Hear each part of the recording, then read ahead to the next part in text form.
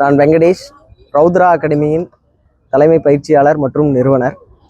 கோவை மாவட்டத்தில் உள்ள ரௌத்ரா அகாடமி தற்போது கடந்த 24, 25, 26 இந்த 3 நாட்களில் கோவாவில் நடைபெற்ற தேசிய அளவிலான சிலம்ப போட்டி, அதாவது school games and activity development foundation conduct பண்ண 2026க்கான 27வது தேசிய அளவிலான சிலம்ப போட்டி மற்றும் யோகா போட்டியில் கலந்து கொண்டு மொத்தம் 55 பதக்கங்களும் 8 வெள்ளி பதக்கமும் வென்று ஒரு உலக அளவிலான சாதனையை படைச்சு நாங்கள் வந்திருக்கோம்.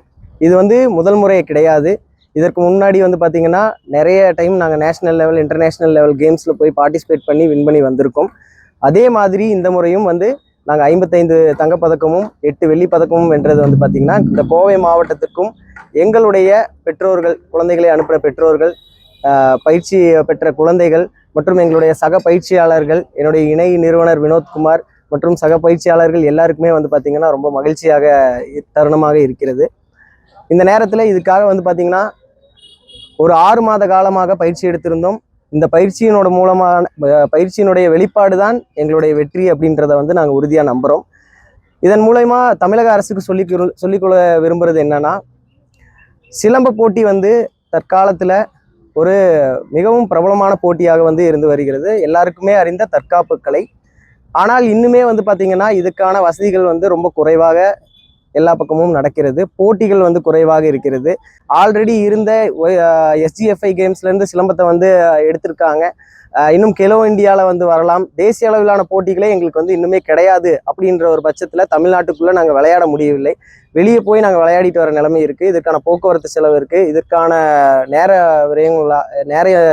நேரங்கள் செலவிடப்பட வேண்டியது இருக்குது.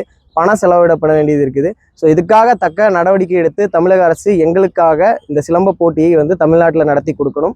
பெரிய பெரிய போட்டிகள் இல்லாமல் சின்ன போட்டிகளை கூட இங்கே தமிழ்நாட்டுக்குள்ளே நடத்தணும் அப்படின்னு சொல்லி ரௌத்ரா அகாடமி சார்பாக கேட்டுக்கொள்கிறோம். நான் வினோத்குமார், ரௌத்ரா அகாடமியோட தலைமை ஆசான். இந்த 7 வருட காலமாக சிலம்பம் மற்றும் யோகா கலையை சொல்லி கொடுத்து வந்துட்டு இருக்கோம். 300க்கும் மேற்பட்ட மாணவர்கள் நேஷனல் மற்றும் இன்டர்நேஷ்னல் லெவலில் உருவாக்கியிருக்கோம். அந்த பெருமை ரௌத்ரா அகாடமியே சேரும்.